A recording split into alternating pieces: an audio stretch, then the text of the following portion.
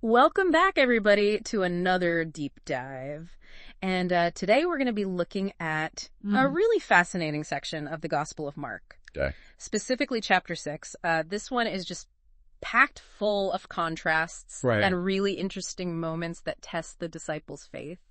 We're going to be picking up kind of where we left off, you know. Okay. Jesus has been teaching and performing these miracles, and he's building a following, but things take a really interesting turn when his journey takes him back to his hometown. Yeah, hometown, right? Yeah, you'd think You would think. that would be the place he'd be celebrated. But, yeah. Instead, he kind of runs into this wall of skepticism and disbelief. It's almost ironic, isn't it? I mean, It is. you'd think that would be the place where he would be most well received. Right.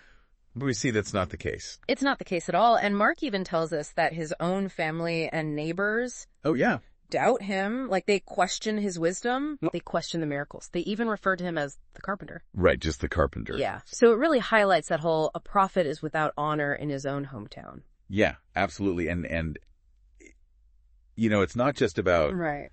you know, hurt feelings or people not understanding. Mark specifically says that Jesus was limited in the miracles that he could perform there because of their lack of faith, Wow. I mean, that's which I think is really a interesting. pretty profound statement. I'm curious, what do you make of that connection between faith Yeah. and miracles? Well, it suggests that there's a certain receptivity that's required for the miraculous to manifest. Yeah. You know, it's not just about Jesus' power, but it's also about the willingness of the people to open themselves Maybe to that. that power. Yeah, that's fascinating. Yeah. So after this hometown rejection, we see a real shift in energy. Right. Jesus sends his disciples out on their first independent mission. Okay. What stands out to you about this section? Well, I think it's fascinating. Yeah. The instructions that he gives them. You know, he sends them out in pairs, 2 by 2, and he gives them authority over unclean spirits. Right. But there's a very specific set of guidelines that he gives them. Okay. He tells them, you know, don't take a bunch of stuff with you. Just take a staff, sandals, and 1 tunic. Wow. So that's a pretty minimalist packing list. Yeah, super minimalist. It really emphasizes their reliance on faith and the power of their message Yeah. over, you know, material possessions. I love that. It's like travel light and spread the light Yeah, like kind of philosophy. totally. And it's not even just about what they take with them, No. but how they're instructed to interact with people. You know, that whole act of shaking the dust off Yes. if a town rejects them, you know? Well, What a powerful... it's such a powerful gesture. Just- It's really about, you know, releasing any attachment to the places that aren't receptive. Right. And moving on to those that are. And, you know, speaking of their message being heard, Yeah. Mark actually does give us a glimpse into their success. Yeah. They're successful. They preach, they cast out demons, they even heal with oil. Mm-hmm. So they're clearly making an impact, Yeah, absolutely. which is a stark contrast to the resistance that Jesus encountered back in his hometown. Oh, yeah, absolutely. It seems like, you know, the people that were open to hearing the message were also more receptive to experiencing the miraculous. Right. Yeah. Okay, so now Mark kind of throws in a seemingly unrelated story about King Herod. Oh, remember him? Of course, yeah, from some of our earlier deep dives. Yeah, yeah. So this is the guy that had John the Baptist imprisoned Right. and ultimately beheaded for condemning his marriage to Herodias, his brother's wife. Right, right. So by now, Herod has heard all about Jesus' growing fame. Mm-hmm. And there's all this speculation about his identity. Yeah. Some people think he's John the Baptist back from the dead, others Elijah, another prophet. But Herod's reaction is what's really interesting. Yeah. He's convinced is John. Right. Which seems to trigger this whole wave of guilt and paranoia. But like all of his actions are coming back to haunt him Right. now that he's hearing about Jesus and all the things that he's doing. And you know, that backstory with John the Baptist is pretty intense. Oh, for sure. I mean, John was incredibly righteous and outspoken. Yeah. He didn't shy away from condemning wrongdoing, even when it meant confronting, you know, a powerful ruler like Herod. Yeah. And I mean, and we see that Herod, Right. despite being deeply troubled by John's message, Yeah. he was also drawn to him. He kept him close, almost as if fascinated by him. Yeah. But ultimately, that fascination wasn't enough to save John No. from Herodias' wrath. Okay. We get that really chilling story, the birthday banquet, Oh, daughter's dance, the Yeah. rash promise, and then that gruesome demand for John's head on a platter. Yeah. It really creates this dark undercurrent to the narrative. And I think it even foreshadows the dangers Yeah, for sure. that Jesus might face. Absolutely. It's a reminder that, speaking truth to power often comes at a cost. Right. And, it definitely raises the stakes Yeah. for Jesus' own ministry. So we have this really somber backdrop. Yeah. And then we shift back to Jesus and the disciples who are, by this point, exhausted from their mission. Oh, yeah. They've been working hard. They're seeking just a little bit of rest and relaxation. Right. But as you might expect, things don't go as planned. No, not quite. They get mobbed by a huge crowd. Right. They're just desperate to hear him teach. It really speaks volumes about his compassion. Yes. That he puts their needs before his own, Yeah. even when he's completely spent. Even when he's tired, yeah. Talk about a logistical nightmare. Oh, yeah. Right. It gets late. Everybody's hungry. The disciples are just at a loss for how to feed this massive crowd. Yeah, and their suggestion is almost comical, right? They're like, oh, we should buy 200 silver coins worth of bread. Right. Clearly, they're still operating Yeah. from a very limited perspective. And Jesus basically tells them, you figure it out. Yeah, he's like, you guys do it. Which leads to one of the most well-known miracles. The loaves and the fishes. Loaves and the fishes, it's iconic. 5 loaves, 2 fish. Yeah. But I think what's often overlooked in the story is that Jesus had the people sit down in groups. Yes. Which suggests, there's this real intentionality Absolutely. behind the miracle. Yeah. It's not just about creating food out of thin air, Right. but about this, organized provision for everyone. Right. It's about order Yeah. and providing for all. And then, of course, we can't forget about those 12 baskets of leftovers. Yeah. In Jewish tradition, 12 represents the tribes of Israel. Right. So this isn't just about abundance. It's a really symbolic detail Yes. that points to God's provision extending to all of his people. Absolutely. Not just a select few. Not just a select few, right? And immediately after this incredible display of power, Jesus sends the disciples ahead across the Sea of Galilee while he stays behind to pray. Okay. It seems even miracles can take it out of you. I think we can all relate to needing a little solitude That after don't a you? big event. Right. So picture this. It's night. The disciples are battling a strong wind out on the sea. Yeah. They're struggling to row the boat. Oh. And suddenly they see Jesus walking on the water. Oh, wow. And not just casually strolling by the shore. Mark specifically says that he intended to pass them by. Interesting. What do you make of that? It's an intriguing detail, isn't it? It is. It makes you wonder what his purpose was in that. Right. Was he testing their faith? Did he have another destination in mind? Right. Or maybe it was a symbolic act, just demonstrating his yeah. mastery over the elements, Yeah. even as he seemed to bypass those Oh. that were closest to him. Yeah. Interesting detail. Totally. Their reaction is understandable. Oh, absolutely. They think he's a ghost. Yeah. Who wouldn't? Who wouldn't? But then, amidst their fear, we hear Jesus' words, take courage. It is I. Don't be afraid. Classic line. Right. It's this message of comfort and peace Yeah. in the middle of all this turmoil. Right. And the impact is immediate, right? Yeah. He gets in the boat. He steps into the boat. The wind ceases. Right. There's a sense of calm. And a sense of calm just washes over them. But even after witnessing this, incredible display of power, Mark tells us that their hearts were hardened. That's so interesting. They still don't fully grasp who Jesus is. I know. It's like, come on, guys. I know. That's so close. Right. What do you think contributed to this, this hardness of heart? That's a question that scholars have debated for centuries. Right. I think it could be their cultural and religious expectations of the Messiah. Mm-hmm. Maybe it's a fear or even a resistance Mm. to fully embracing what it means if he is who he says he is. Right. Like all of the implications of that. It's a complex issue, It's a big one. but it really speaks to that human struggle Yeah. to try to reconcile our limited understanding Right. with the vastness of the divine. It really is a fascinating paradox. It is. And a reminder that faith isn't always a straightforward path. No, it's not a straight line. No. It's a journey It's a journey. with twists and turns and ups and downs. This has been a really incredible exploration of just the first part of Mark, chapter 6. I know, right? Packed. Correct. I know. We've seen such contrasts between rejection and acceptance. Mm-hmm. We've witnessed the disciples grapple with their faith. Yeah. We've explored the impact of these miracles. Yeah. What stands out to you about this first section? I think for me, it's that recurring theme of tension. Okay. The tension between belief and unbelief. Mm-hmm. The tension between human expectations and divine power. Right. The tension between the disciples' limited understanding and Jesus' true nature. Yeah.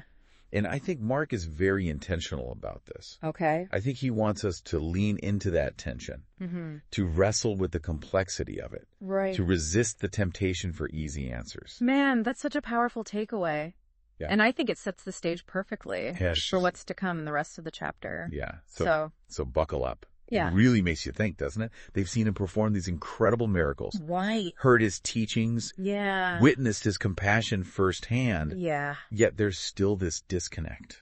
Yeah, it's almost like, come on, guys, walking on water, multiplying food. Right. What more do you need? But I guess it's important to remember that they were viewing everything through the lens of their own cultural and religious understanding. Right. Their concept of the Messiah was probably pretty different from what Jesus was embodying. Exactly. And, at that time, the prevailing belief was that the Messiah would be this powerful political and military leader Okay. who would liberate Israel from Roman rule, Mm-hmm. someone who would fulfill the prophecies and restore the nation to its former glory. Right. So not exactly a humble teacher who hangs out with fishermen and heals the sick. Right. Not exactly. No wonder they were struggling to reconcile their expectations with the reality that was standing right in front of them.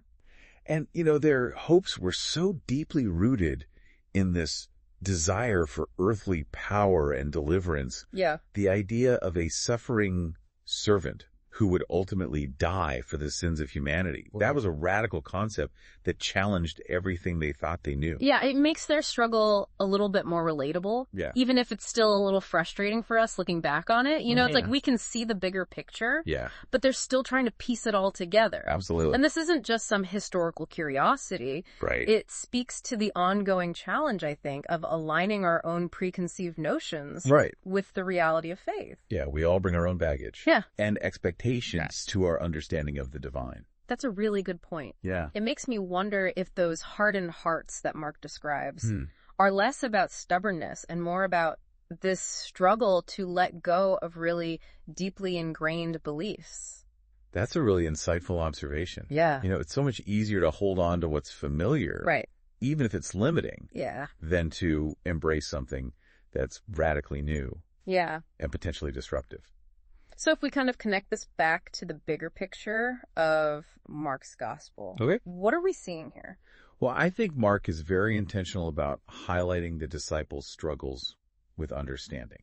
Okay. It's a recurring theme throughout the narrative. Okay. He's showing us that faith is a journey, not a destination. I'm starting to notice that pattern for sure. Yeah. It seems like they kind of swing between these moments of great faith Right. and utter confusion. 1 minute they're witnessing these incredible miracles, Yeah. the next they're questioning everything. Exactly. And I think that's part of what makes their journey so human, so relatable. Right. It reminds us that faith isn't this static state Mm-hmm. of perfect understanding, Right. but rather it's this dynamic process Yeah. of growth and doubt and questioning Right. and ultimately surrender. So what does this all mean for us, as we're wrestling with these ancient texts and their relevance in our modern lives? Right. What can we learn from the disciples' struggles? Well, I think it's an invitation to embrace the complexity of faith, Okay. to acknowledge that doubt and uncertainty are not the enemies of belief, Mm-hmm. but rather they're integral parts of the journey, Yeah. and to find comfort in the fact that Yeah. even those closest to Jesus wrestled with these same questions. That's such a refreshing perspective. Right. It's not about pretending to have all the answers, but about having the courage to ask the hard questions Yes. and to grapple with the mystery of it all. Well, precisely. And I think that's what makes Mark's gospel so compelling. It doesn't shy away from the messy reality Right. of human experience, even in the face of the divine. Well said. Thank you.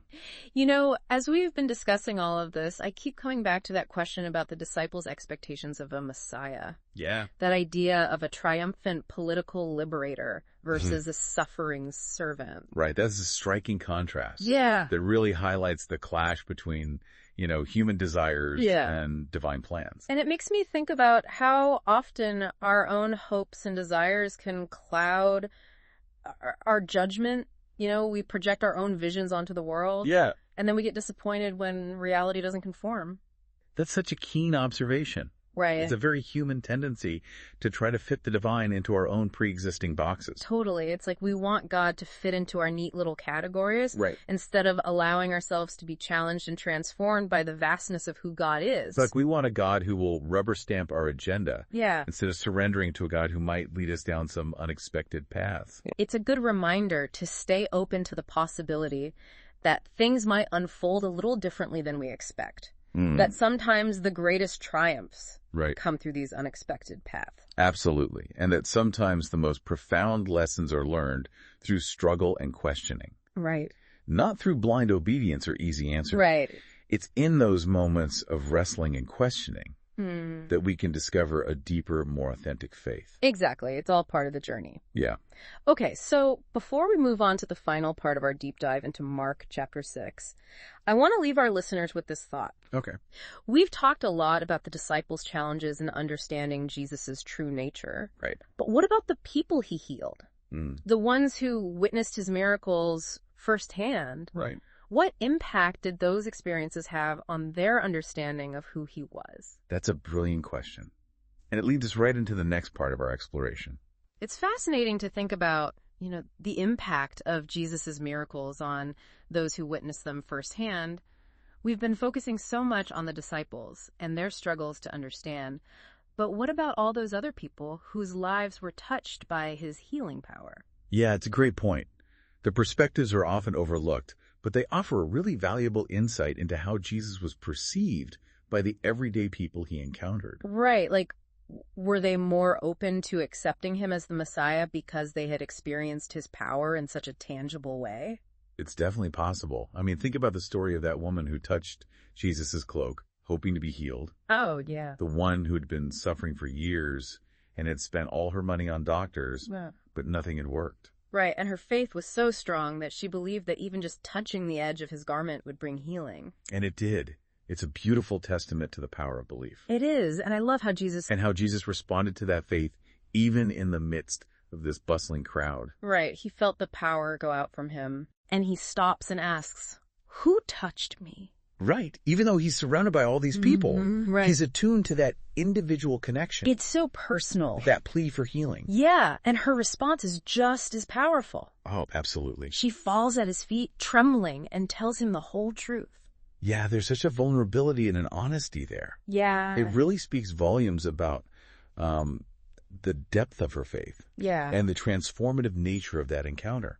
It also makes you wonder, did the disciples even notice her? Right. Were they so focused on their own struggles and their preconceived notions that they completely missed these incredible displays of faith happening right in front of them? It's a sobering thought, isn't it? It is. Are we so caught up in our own doubts and questions that we fail to see the faith and the resilience of those around us? Right. We miss those everyday miracles because we're so busy looking for the spectacular. Yeah. And those stories, I think, are often the most powerful. They are. They remind us that faith isn't just an abstract concept. Right.